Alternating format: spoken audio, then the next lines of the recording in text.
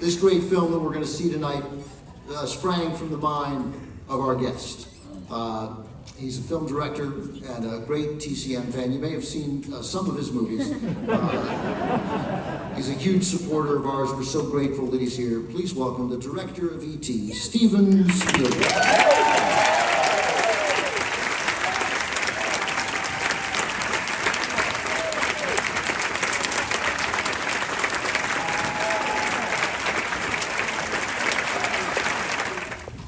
There was really, to me, as soon as you agreed to do this, I thought there's really one question that I have to start with, because this is the Turner Classic Movies Film Festival.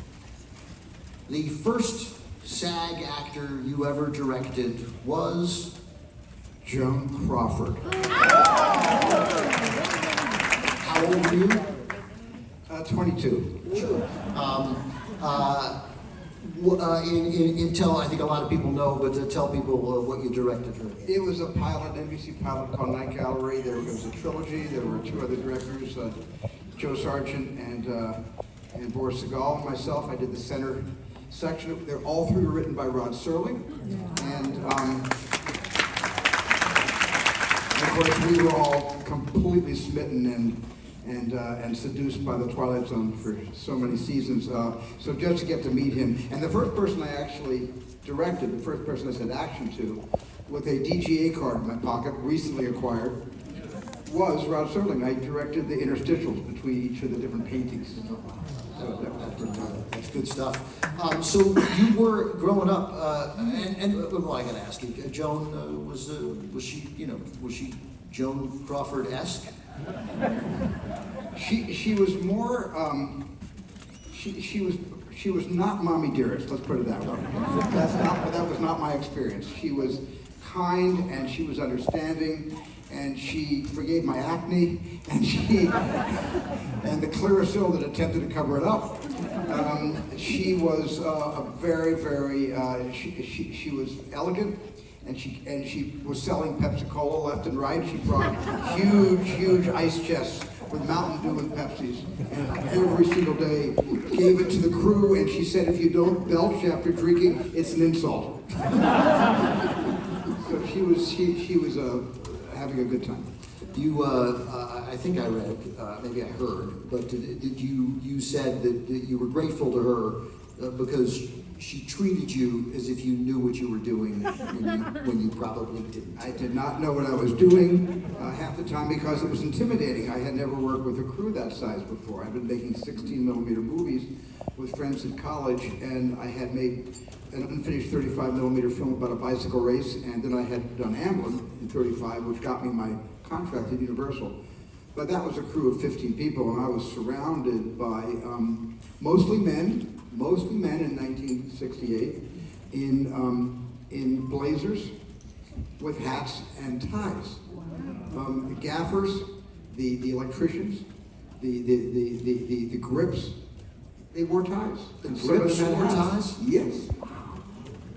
It was a changing of the guard.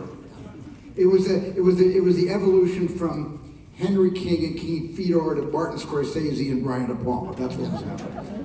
So when you were growing up and you started to fall in love with the movies, what movies sort of framed your outlook on life? What did you go to again and again?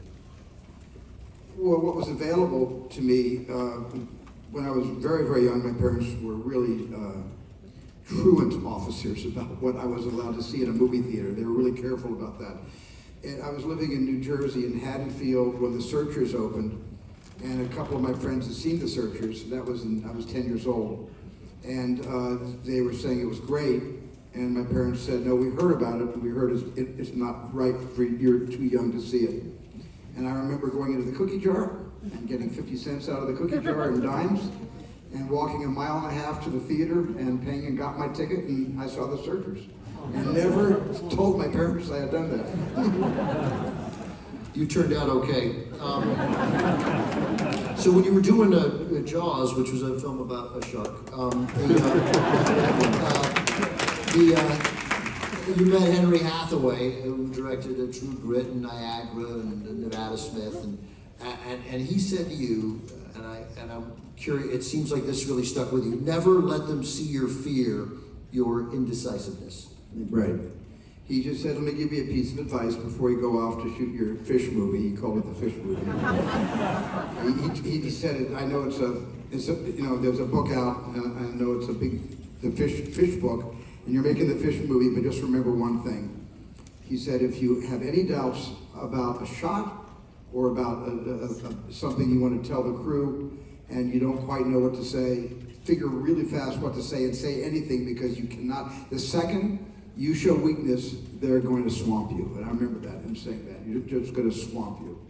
And that sense, that feeling that of some degree of panic, that's fueled you. You've used that to help you along during these productions. I did, and it turned out that I showed a lot of insecurity, I showed a lot of doubt, and it was the ocean and the mechanical shark that swamped me, not anybody in the crew. They were great with me.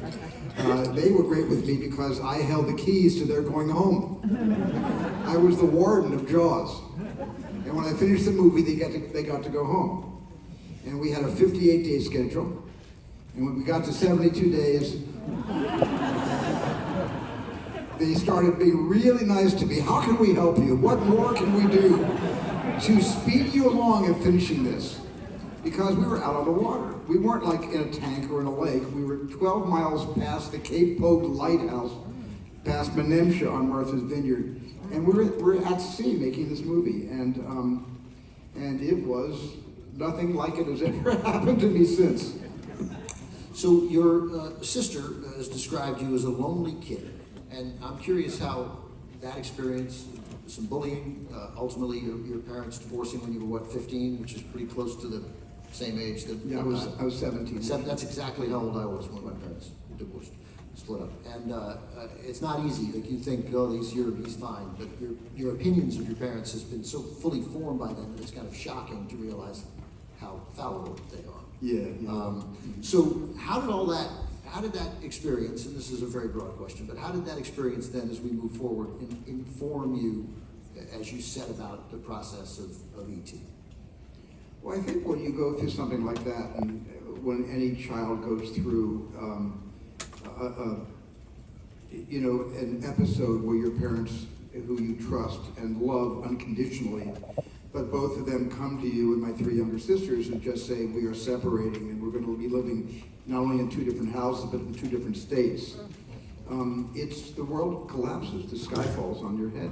And it just, I'm sure those here that are children of a divorced household or themselves have been divorced, and they know the responsibility of how you have to super take care of your kids. It's something that never goes away, and it comes out in the wash, and certainly has come out in a lot of my movies, and both indirectly, subconsciously, and in the latest film that I've just made, comes out very directly. E.T. is pretty direct. I mean, there's literally an absentee father throughout the film.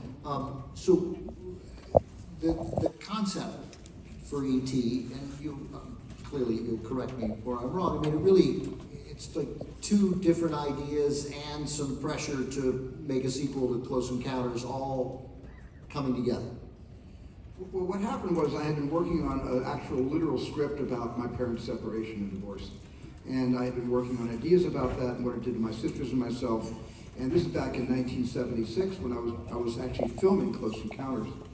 And we got to the scene, we were shooting in Mobile, Alabama, and we got to the scene where the puck, we call the little extraterrestrial puck, where he comes down from the ship and he does the hand signs with Francois Truffaut. Come on. Can you believe that?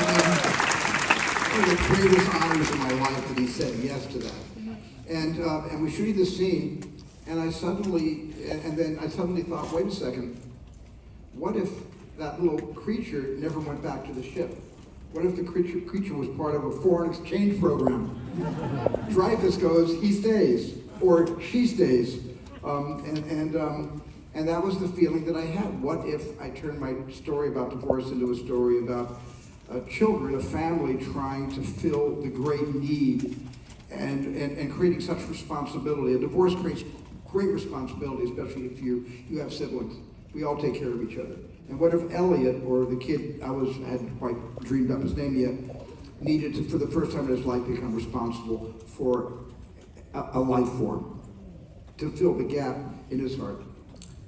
So, but before we got to E.T., so this idea is germinating, and then you've gone from this successful, making these good made-for-TV movies, Duel in particular, then you start making features, you Sugar Land, Duel's great.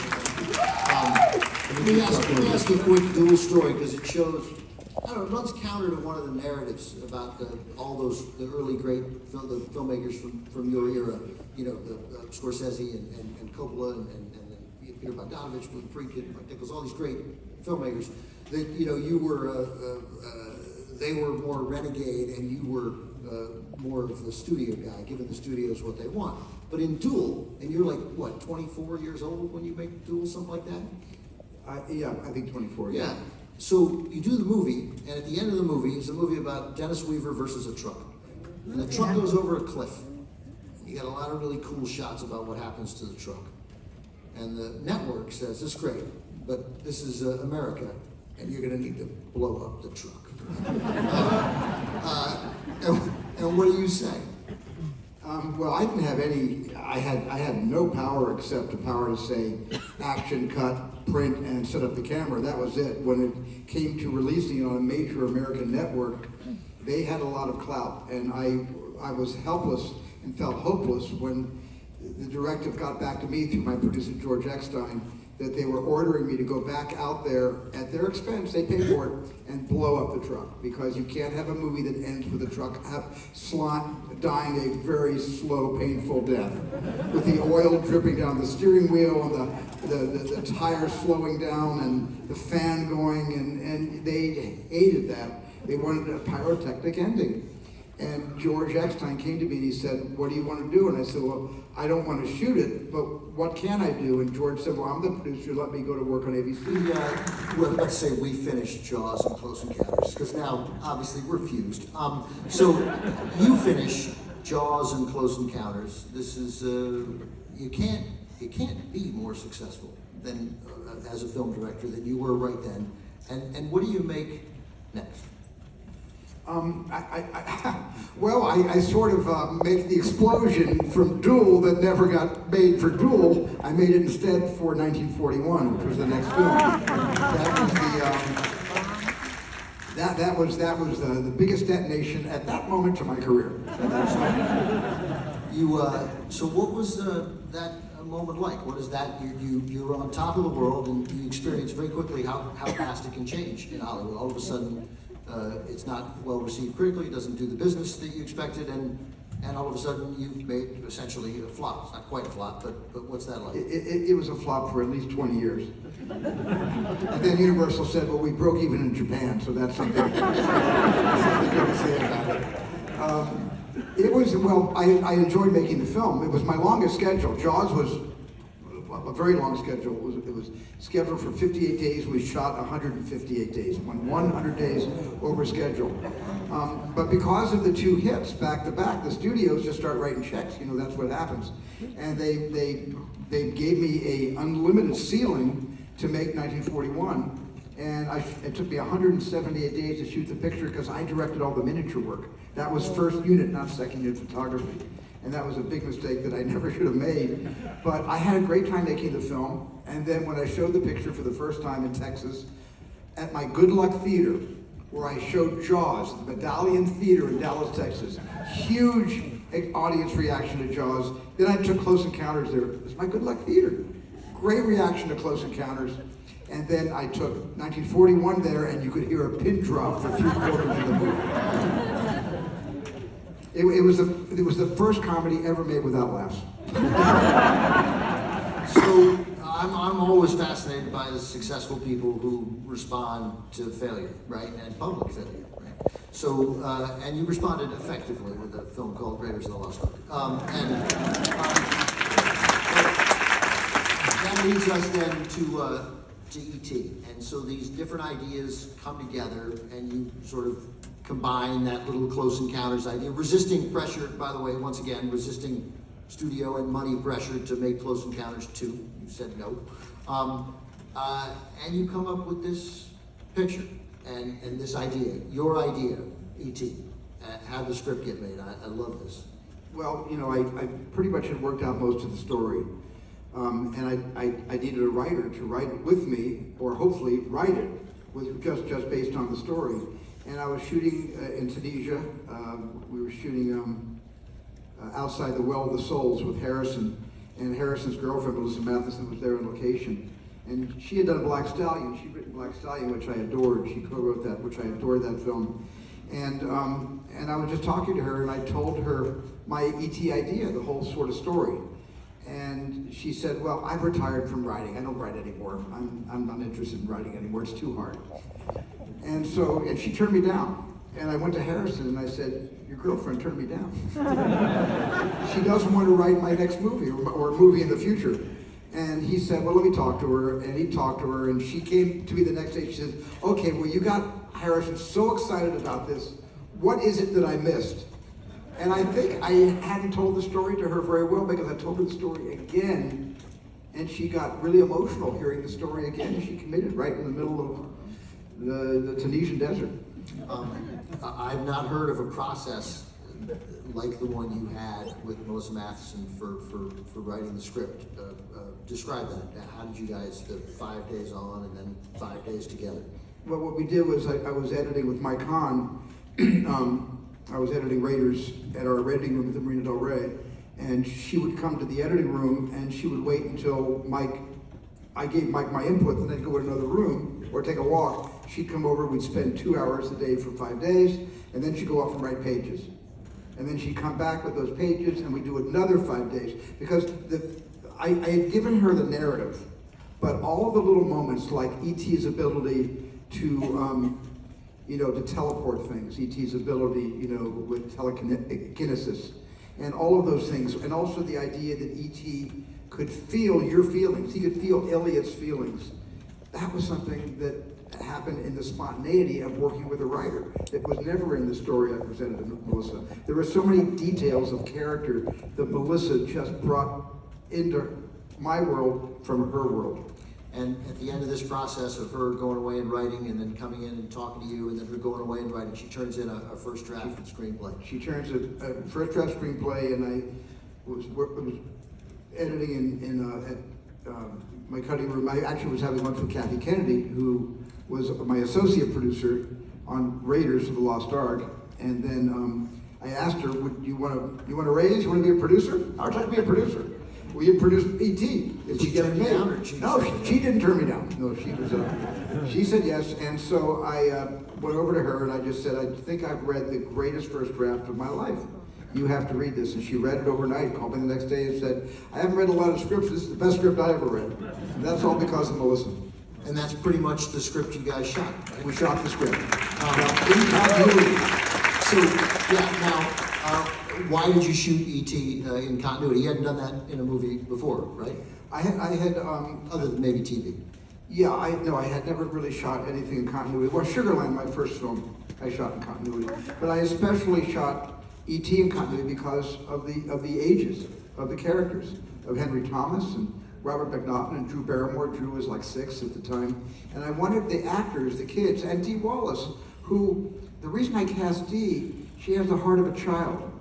And she would allow her kids to call her Mary, not Mom. Because we called my mom, we all call my mom Lee. Her name is Leo. We didn't call her Mom, we called her Lee. And so in a sense, I cast a child in Dee Wallace to be part of, so she wasn't really the adult. Peter Coyote was the adult, but Dee was part of the kids group. And I wanted the kids to know that what we were shooting now, today, is happening today. And the next 3 pages of the script will happen tomorrow. And what we just shot happened yesterday. And I wanted them to actually live a life of the story, which they did. So at the end of the movie, when they were, I don't want to give it away if nobody's seen it too. But, there's a lot of emotion at the end of the story and all of that. Well, they were there for every take because they were bidding farewell. They were saying goodbye for real because they knew soon they'd be going home. So let's talk about that casting. You mentioned casting Dee. Why little Drew Barrymore for Gertie? I looked at a lot of young kids for Gertie and also for Elliot and for Michael. But when Drew came into my office, she took over the meeting by storm. She stormed the citadel of my office at MGM. She really did. And she said, I said, do you like acting? She said, I'm not an actor. I have a punk rock band.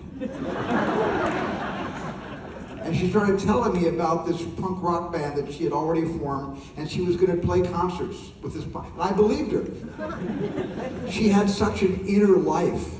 And I realized after a while that she didn't really have a punk rock band. But if she could believe she did, then she believed this little mechanical creature was a real extraterrestrial, and she was in my movie that day. Really was. Jack Fisk, who was Sissy Spacek's husband. He found Henry for me, yes. Been in a movie called The Raggedy Man. Yes. So, people can watch Henry's audition. It's on YouTube. Take us through that. What was that experience like? Well, Mike Fenton and Jane Feinberg cast the movie with me, and so Mike was reading the sides with all the actors that came in, and when I met Henry at the suggestion of Jack Fisk, and she sent me a reel of just a couple of small scenes Henry was in Raggedy Man, and so I watched that, and I was impressed, but he was very introverted. And so I wanted him to come in, but he was having trouble with the dialogue. When he read the lines, he wasn't really natural with the lines. So I asked him if they do an improv. And I set up a situation where he had a best friend who was a creature, didn't say it was an alien. I just said, you have a best friend, he's really little, and he's helpless, and he needs help. And these big bad guys from the government want to take him away. And Mike played the big bad guy from the government. And I just rolled the video camera. The rest is on YouTube right now if you want to watch it.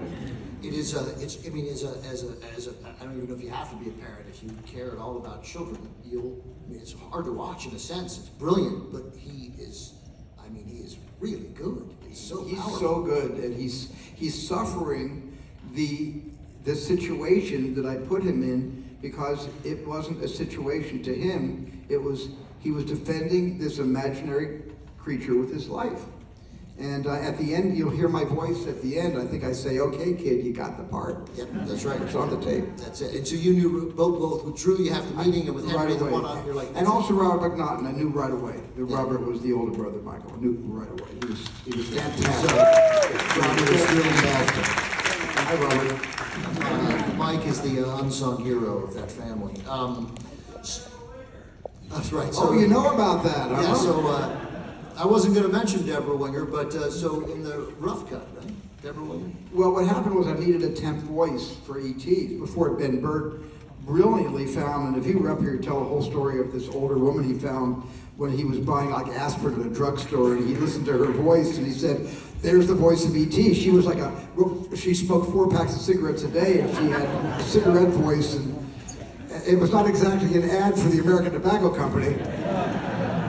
But Ben found her. But before that, and Deborah and I were very close friends, and she was actually in the Halloween sequence. She's wearing a doggy mask, and she has a stethoscope around her neck, and she's limping. So when you watch the movie, you'll spot her through E.T.'s eye holes going past camera. And I asked Deborah just to do every single line of E.T.'s. So we just went into the makeup and hair trailer, and nobody else was in there. Had a Nagra, turned it on, and she just went through all the dialogue. And so the first 50 people that saw my movie heard Deborah Winger as E.T. So this, you is 1982. So by now you're a grown man. You're in your mid-30s, right? At this point, but you were a single guy, right? You were, and you were self-described a workaholic, right? I mean, what you did is you made movies, and that's what fueled you. That's where you felt best, right? Don't all of us do that? Yeah, that's right. Yeah. And then you had you ever thought about having children? No. I never thought about having kids because there was not any kind of an equation that made sense to me, because I was going from movie to movie to movie, from script to script to script, and it never occurred to me until halfway through E.T. And What do you mean? well, I was a parent on that film. I was literally feeling like I was very protective of Henry and Mike my whole cast, and especially Drew, who was only 6 years old. And I started thinking, well, maybe this could be my real life someday. It was the first time it ever occurred to me that maybe I could be a dad. But maybe, in a way, a director is a dad or a mom. And it started to really gnaw away at me. So when I left those kids, when we all went our separate ways and met again when we did the press for the film, although Drew stayed in my life for years and years and years, I really felt that would be my next big production. Did you have children? Do you have any children, Steven? I have 7 kids and 6 grandkids, so E.T. works for me very well. Very well. And thank God for Kate Capshaw. Thank you, my wife. Why did you retire after E.T.? You should have made another film. Look, I don't know whether I speak for everyone here, but I think I do. I know that this is a crowd of people that does not like remakes in general. You know, we're very protective. But man, if those of you who haven't seen the Steven Spielberg version of West Side Story, I know you're going to reconsider that. The great news is I've just learned how old your parents were when they passed, and it suggests that there are a lot of years left, and I suspect a lot of films left, and we're all grateful for that. So, yeah, thank you. Steven Spielberg, thank you.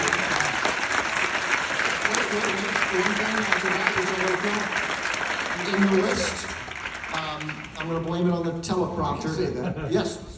Carol Littleton, who cut E.T., my editor, my brilliant editor of E.T. is here. Thank you, Carol.